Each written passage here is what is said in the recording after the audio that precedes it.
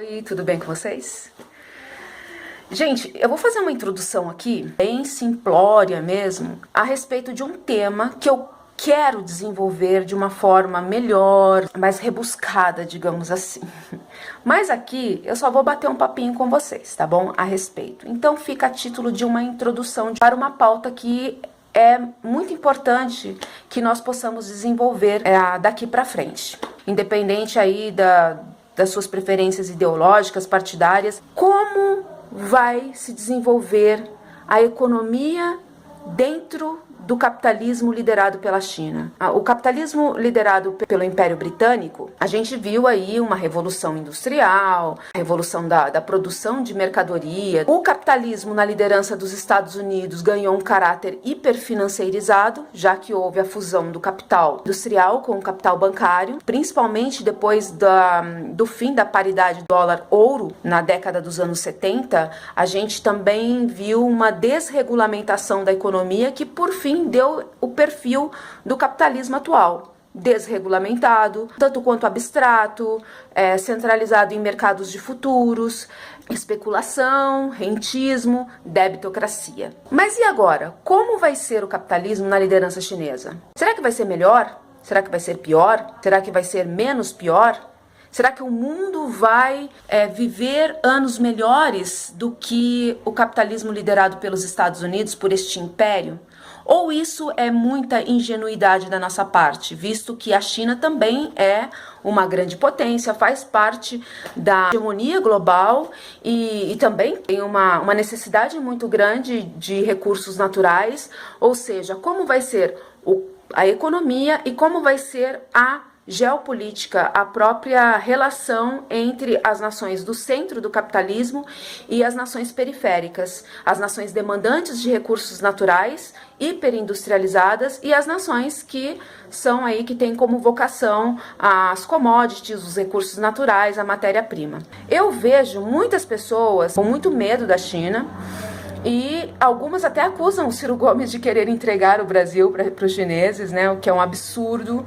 Se nós vamos escolher uma representatividade, um critério de seleção é que este, no caso presidenciável, esteja assim sensível às novas mudanças geopolíticas. Isso é muito importante, porque o Brasil vai precisar se inserir de forma relevante e de forma que haja para a gente uma contrapartida neste cenário, nessa nova conjuntura, nos desdobramentos da geopolítica com a liderança da China. A China já é a maior potência mundial, gente. Não tem como resistir a isso. Queira você sim, queira você não. Goste você sim de chinês, gosta você não de chinês, isso daí é completamente irrelevante, os nossos gostos pessoais por esse ou por aquele. A China já é, desde 2014, considerada a maior potência mundial pelo Fundo Monetário Internacional. Não é pela Maria da Esquina, não é pelo José da Obra, é pelo Fundo Monetário Internacional. De modo que a gente, querendo ou não, vai dialogar com esta potência, vai ter que ter interatividade econômica, comercial.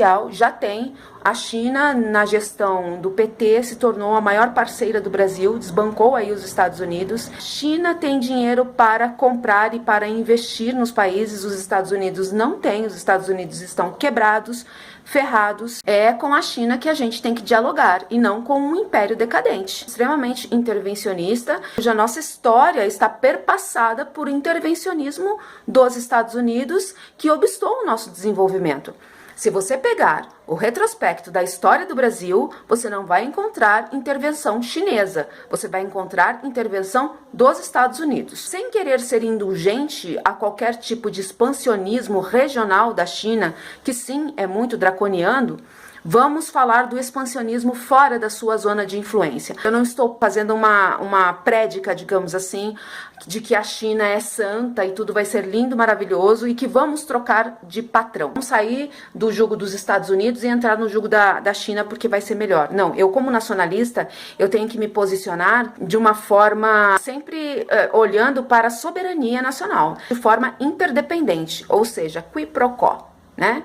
Vocês dão, a gente dá também, mas na mesma sintonia, certo? Sem subserviência. Não é trocar Patrão, é como vai ser a negociação com a China. A China não tem um passado expansionista para além da sua zona de influência, isso é certo. O Império Britânico, que os Estados Unidos herdou o expansionismo, foi o império mais intervencionista, mais expansionista e mais racista que a história já teve. A China, dentro do seu posicionamento geopolítico de interatividade com as outras nações, uma metodologia legitimada, completamente diferente dos Estados Unidos. Vamos então falar sobre coisas concretas e não ficar aqui em a abstração profética de como vai ser, de como pode ser. Os Estados Unidos têm uma política de segurança nacional, uma política estratégica de segurança nacional que legitima o seu expansionismo militar, a sua intervenção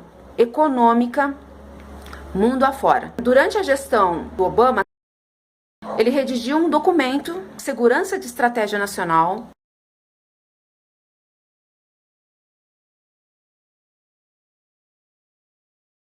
tá lá, principalmente na página 22, se vocês quiserem pesquisar, legitima a forma unilateral dos Estados Unidos de se posicionar, de se relacionar com as outras nações, o posicionamento intervencionista, militar e também econômico do soft power, de constrangimento às outras nações. Eles dão a eles mesmos o direito de fazer isso.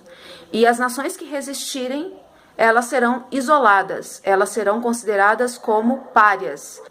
São uma ameaça para os Estados Unidos, assim como a Venezuela. Por quê? Porque a Venezuela resiste a essa subserviência de dispor aos Estados Unidos o seu petróleo da forma como eles querem, como o México faz.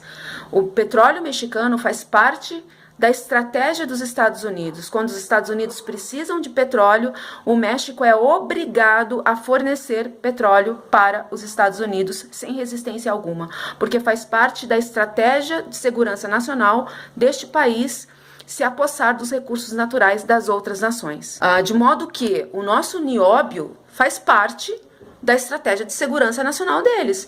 O problema é que o Brasil nunca sofreu uma intervenção mais abrupta porque o Brasil nunca resistiu. É mentira, gente, de que o nosso nióbio está indo todo para a China. Isso é mentira. O nosso nióbio, que está nas mãos da família, principalmente da família Moreira Salles, ele vai para os Estados Unidos e para a Inglaterra principalmente, e de lá vai para outros países. Tem muita mentira acerca da China como demandante dos nossos recursos naturais. A questão da água também está dentro do que os Estados Unidos colocam como uma questão de segurança nacional, porque eles estão passando por uma crise hídrica devido às perfurações para obter, né, as possibilidades de energia fóssil.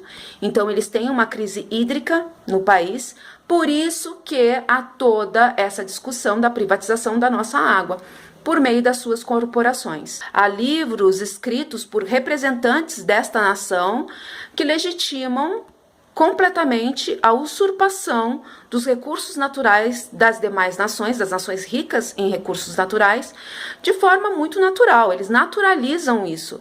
A gente precisa, a gente vai lá e a gente consegue. E ponto final. O que aconteceu com o Iraque, o que está acontecendo com a Síria, o que aconteceu na Líbia de Gaddafi.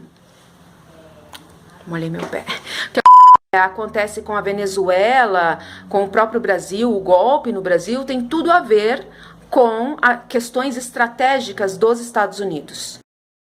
A grande guerra é por recursos naturais que nós temos. A grande mídia que os Estados Unidos detêm um monopólio vai dizer que é porque o tal país tem um ditador, facínora, que o tal país tem armas de destruição em massa, enfim, vai inventar N desculpas. A China nós não vemos nessa vibe geopolítica. Em 2008, a China firmou um tratado com a América Latina de coexistência pacífica entre as nações. Tem como centralidade a paz, o respeito à autodeterminação dos povos,